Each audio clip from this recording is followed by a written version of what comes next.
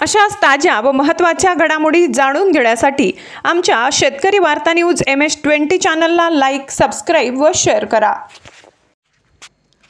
नमस्कार, शेतकरी वार्ता न्यूज MS-20 मध्ये आपले स्वागत आहे। मित्रांनीच केला मित्राचा भर रस्त्यात भुसकून खून। मुकुंदवाडीत मध्यरात्रीची घटना, दोघे अटकेत।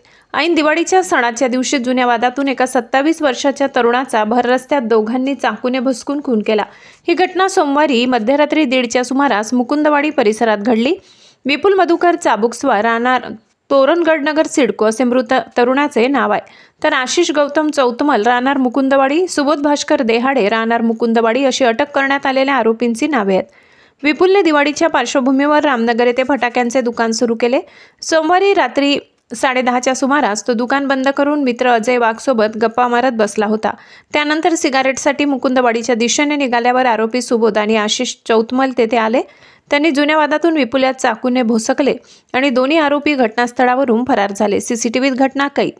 प्रकार सीसीटीव्हीत कैद। आरोपी आशिष चौतमल व सुबोध देहाडे हे दोघेही विपुलशी वाद करत होते।